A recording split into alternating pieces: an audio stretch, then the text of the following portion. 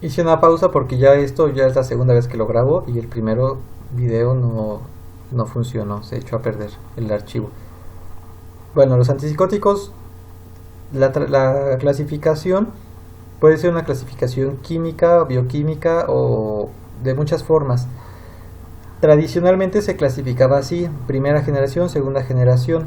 Primera generación también se conoce como típicos, segunda generación se le conoce como atípicos, pero esa clasificación se pretende dejar de usar. Se dice primera generación porque sí fueron los primeros, la clorpromacina, pero pues más allá de eso no tiene mayor razón de ser de primera generación. Lo que sí los agrupa más son que son muy exclusivos del receptor D2 de dopamina, específicamente D2. Ejemplos, bueno, ahí dice los grupos farmacológicos son las fenotiacidas y butirofenonas, que es haloperidol y levomepromacina o el sinogan. Estos tienen efectos secundarios típicos, típicamente daban estos temblor o disinencia tardía, y los atípicos se les llamaba atípicos porque no daban ese efecto secundario típico. Los de segunda también actúan en D2, pero no se fijan tantísimo a ese receptor, ¿no? Así como que lo regularizan, por ejemplo, más o menos. O sea, como que si entrara la llave, que es el neurotransmisor, a la puerta, pero no solo eso, tiene una tercera molécula que estabilizara esa llave y ahora sí entrará bien el receptor, ¿no? Aparte, no solo actúan en los receptores D2, también ahí dice D1, D3, 4, 5, en los receptores serotoninérgicos de 5-HT1A específicamente. Y también, ahí no lo dice, pero también en los receptores histaminérgicos. Entonces dicen, bueno, una mejor respuesta en contra de los síntomas negativos y cognitivos porque tienen por dos lados: uno, mayor afinidad a otros receptores, y dos, no presentan tantos efectos adversos como los típicos o de primera generación, específicamente el temblor. A muchas personas les cuesta trabajo pasar saliva o hablar, entonces salen mal, califican mal en la fluidez verbal, por ejemplo. Estos son ejemplos de agentes de primera generación. Igual aquí no más puedes decir, a mí estos son ejemplos, o la puedes borrar la diapositiva como quieras. Aquí en México todavía se utiliza haloperidol, hiperfenacina prácticamente. Hay clorpromacina, no se vende, pero pues existe. Y todos los números esos son algo que se llama constante de disociación. ¿Qué quiere decir eso?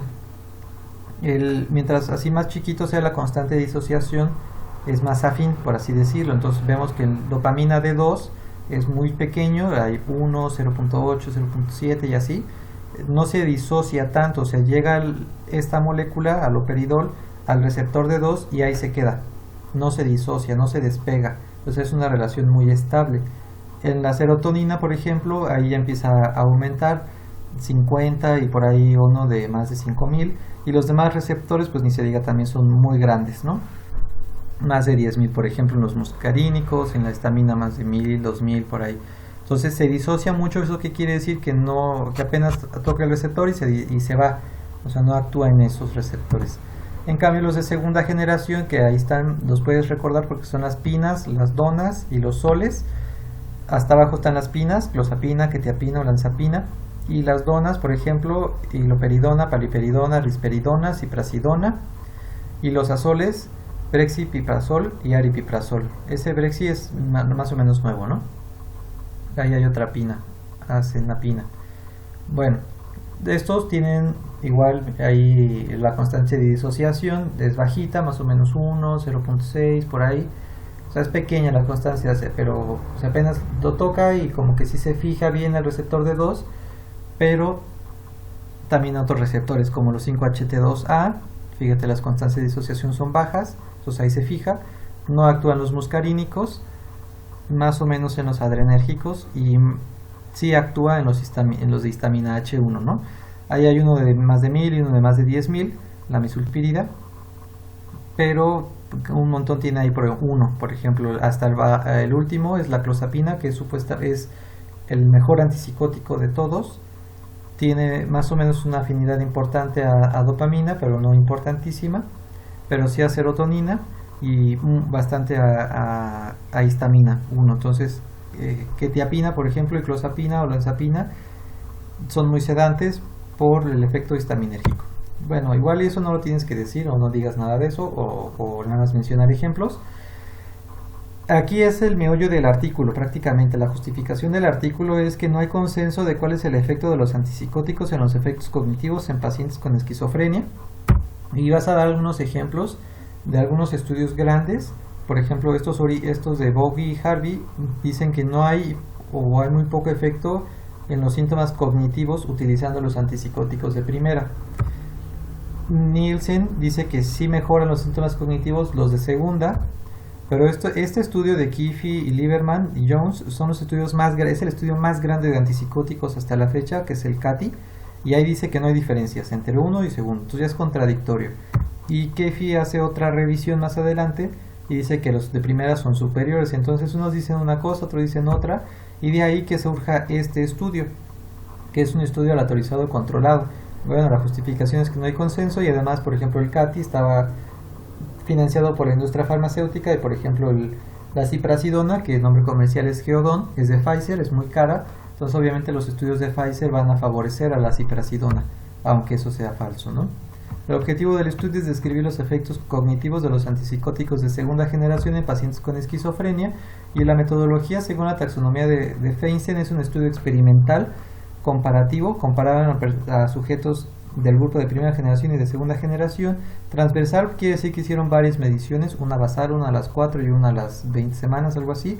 Homodémico quiere decir que el grupo de población es el mismo, son sujetos con esquizofrenia, adultos. Doble ciego quiere decir, un ciego es cuando el paciente no sabe qué es lo que está tomando, porque si a mí me dan la medicina y sé cómo se llama y la busco y veo que tiene muchos efectos secundarios y que es muy chafa, cuando yo haga las pruebas voy a ir predispuesto a que sea chafa.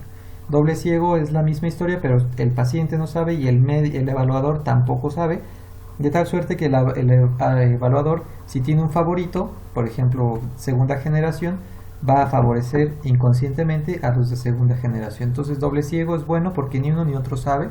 Los sujetos, personas con esquizofrenia, adultos. Las variables sociodemográficas y algún consumo de sustancias, ahorita las vamos a ver, y procedimiento, los instrumentos más adelante, y el procedimiento, 14 universidades en clínicas psiquiátricas en Alemania. Específicamente los pacientes se asignaban a recibir antipsicótico de primera o de segunda aleatoriamente. La evaluación cognitiva fue antes del fármaco, o sea, a la semana 0, a la semana 6 y a la semana 24. ¿Y que midieron? La velocidad de desempeño, flexibilidad mental, funciones ejecutivas, memoria y fluidez verbal, memoria verbal y fluidez verbal, y memoria de trabajo. También midieron inteligencia mediante esa prueba MWTB, que no sé qué sea, y la psicopatología con esa prueba, que es el inventario de síntomas positivos y negativos. Y la calidad de vida es SF36, es la escala de calidad de vida más utilizada en el mundo.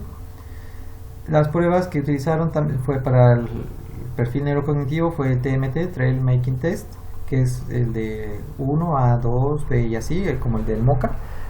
El Verbal Learn, ese pues no la conozco, está en alemán además, y el Rosenbergen, que también está en alemán, por supuesto tampoco sé de qué se trate. ¿Qué encontraron? Normalmente cuando das los resultados tienes que primero dar las características de la población.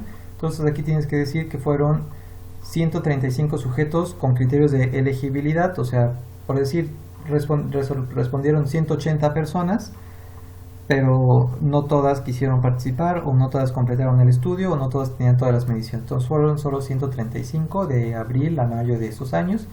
63 personas con antipsicóticos de primera y 72 con antipsicóticos de segunda generación. Esas son las características basales. Edad, cuántos años llevaban enfermos, hombres, mujeres, y fuma. Y las evaluaciones basales, CGI-S es una una escala de funcionamiento global. SF36 es de calidad de vida. PANSS es el de Positive and Negative Symptoms, es síntomas positivos negativos. Y la MWTB es de inteligencia. Aquí lo interesante es que los dos grupos son similares.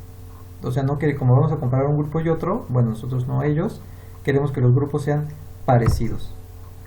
Y en el artículo viene un montón de cuadros, yo resumí nada más porque más allá de perderte en todos los montón de cuadros, porque luego ponen los datos crudos, luego hacen las comparaciones y luego hacen todo eso.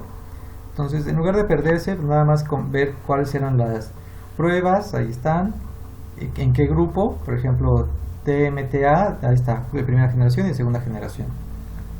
Luego las columnas dice inicial, las 6 semanas y 24 semanas. N quiere decir el puntaje, por así decir, que tuvieron al inicio. O sea, al inicio, en teoría, cuando tienen que ser similares los resultados, y sí, son parecidos los números en todas esas. A las 6 semanas ya tiene que haber diferencias, porque a las 6 semanas ya hubo tratamiento. Y a las 24 tiene que haber también diferencias, porque ya es el seguimiento, ¿no? Y bueno, el MWSD es la desviación estándar, o sea, no interesa mucho, ¿no? Aquí los resultados son los que te interesan, pues nada más hay que leerlos. La velocidad de desempeño, cuál prueba fue, y hubo diferencias, pero mejor en el de segunda. Memoria verbal, esta fue la prueba, fue mejor en el de segunda. Memoria de trabajo, esa fue la prueba, fue mejor en el de segunda. Y fluidez verbal fue mejor en el de segunda. Y el de primera generación hubo un deterioro, pero acuérdate, en fluidez verbal los antipsicóticos de primera generación tienen muchos efectos motores.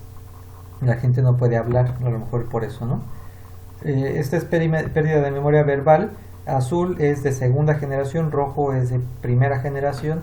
Va más arriba, quiere decir que hubo una pérdida mayor en la memoria verbal en los de primera generación que los de segunda, o sea, mejor los de segunda. Y aquí es la fluencia verbal, es lo que ya te acabo de decir, los de segunda mejor, tienen más fluencia verbal los azulitos que los rojos de primera, ¿no? Cambios en psicopatología, que fue un objetivo adicional. El PANS, acuérdate de síntomas negativos y positivos, fue mejor en los de segunda, ASG. Calidad de vida fue mejor en los de segunda, y la disinencia tardía aparecieron más en los de primera generación. Finalmente, la discusión, o sea, la discusión siempre se tienen que comparar los resultados de este estudio con los de otros, ¿no? Ya lo puedes decir, retomando, los estudios los previos eran como contradictorios, pero aquí se demostró, por ser un estudio aleatorizado, controlado, doble ciego, se encontraron efectos benéficos en la cognición de pacientes con esquizofrenia, el grupo de antipsicóticos de segunda generación y algunos de primera, pero que no se sostienen en el tiempo. Fin de la historia.